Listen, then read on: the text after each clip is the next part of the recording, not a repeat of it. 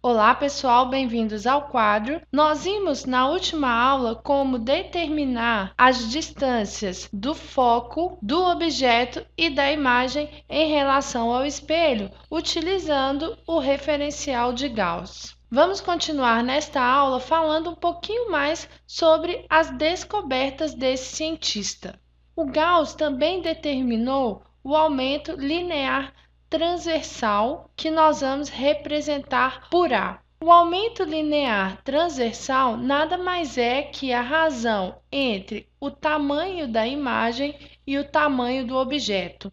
Como que nós determinamos em um gráfico o tamanho da imagem e o tamanho do objeto? Na última aula, eu já pedi para vocês considerarem o eixo principal como sendo o eixo X. E nós consideramos que do vértice seguindo em direção ao centro de curvatura do espelho côncavo, que o X seria positivo. Vamos considerar agora que os números que seguem da esquerda para a direita a partir do vértice que é igual a zero são os números negativos. Funciona como em um gráfico, certo? Vamos chamar agora esse eixo vertical de eixo Y.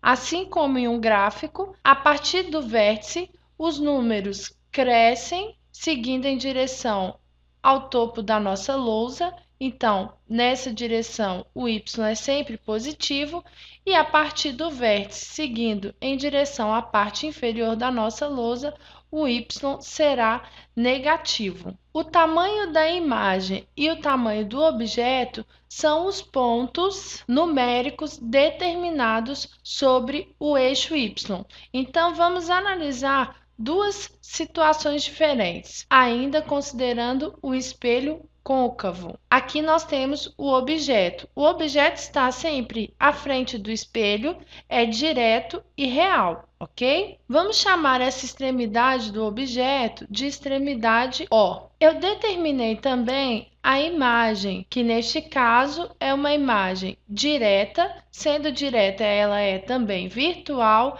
e maior que o objeto. Vamos chamar o ponto da imagem de I. Se nós traçarmos retas paralelas ao eixo principal que toquem no eixo Y do gráfico, nós podemos chamar esses pontos determinados em Y também de ponto I e de ponto O, no caso do ponto do objeto. Vocês podem perceber que, neste exemplo, tanto o ponto I quanto o ponto O estão do lado do eixo Y, que é positivo, ou seja, I é maior que zero e O também é maior que zero. Por isso, o A será maior que zero, uma vez que A é igual à razão entre um I positivo e um O positivo. Mais dividido por mais é igual a mais, não é mesmo? Então, A é maior que zero. Nós também podemos fazer uma relação entre a posição do objeto e a posição da imagem no eixo X. O P, que é a abscissa do objeto, é maior que zero, enquanto a abscissa da imagem é menor que zero. Então, olhando para estes dados e para o gráfico que está aqui construído, as seguintes relações são sempre verdadeiras. Sempre que o ponto I e o ponto O tiverem o mesmo sinal, isso significa que a imagem é uma imagem direta, ou seja, o ponto I está marcado sobre o mesmo lado do eixo Y em relação ao eixo principal que o ponto O. E sempre que a abscissa do objeto e a abscissa da imagem tiverem sinais opostos, isso significa que a imagem é uma imagem virtual, o que comprova a relação que nós fizemos nas aulas anteriores de que sempre que a imagem for direta, que ela também é uma imagem virtual. Agora, olhem para este próximo exemplo em que o A é menor que zero. Como eu disse para vocês, o objeto ocupa sempre uma posição direta à frente do espelho. Se é direta, em Y, o O sempre será positivo. Então, aqui o O é positivo.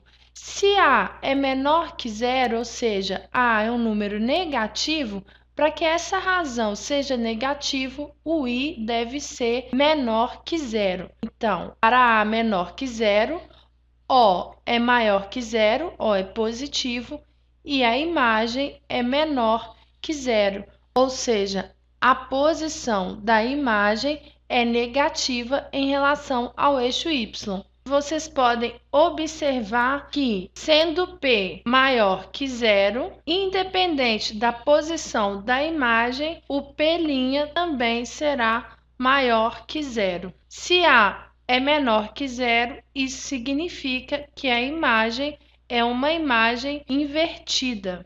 E se as posições do objeto e da imagem sobre o eixo principal são positivas, isso significa que a imagem é uma imagem real, o que novamente confirma o que nós determinamos nas aulas anteriores, que sempre que a imagem for invertida, ela será real ou vice-versa. Sempre que a imagem for uma imagem real, ela será uma imagem invertida. Vamos continuar na próxima aula o nosso raciocínio a partir daqui e resolver um exemplo, ok? Espero que vocês tenham gostado e bons estudos!